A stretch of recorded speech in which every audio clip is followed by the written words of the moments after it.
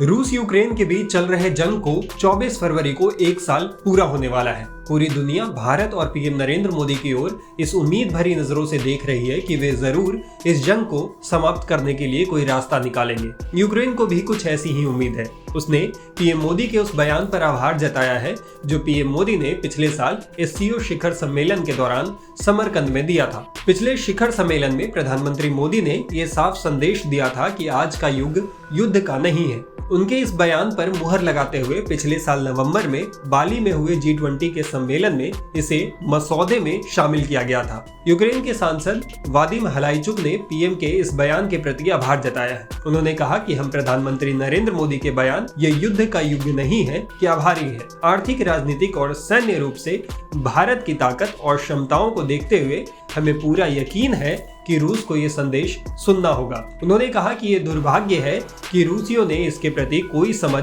नहीं दिखाई, इसलिए हम आशा करते हैं कि ये संदेश फिर से दोहराया जाएगा। उन्होंने कहा कि इससे रूसियों के लिए स्पष्ट संदेश जाएगा कि उनके पास युद्ध जारी रखने के लिए कोई समर्थन नहीं है। वादिम हलाइचुक ने रूस के राष्ट्रपति व्लादिमीर पुतिन पर जमकर निशाना साधा। उन्होंने कहा कि पिछले साल 24 फरवरी को यूक्रेन चैन की नींद सो रहा था, तभी पूरे यूक्रेन में बम गिराने लगे। यूक्रेन पर हुए इस हमले से रूस को लगता था कि यूक्रेन उससे डर जाएगा। उसने हमें डराने की हर संभव कोशिश की, लेकिन उसे कामयाबी नहीं मिली। यूक्रेन अब पहले से ज्यादा मजबूत है।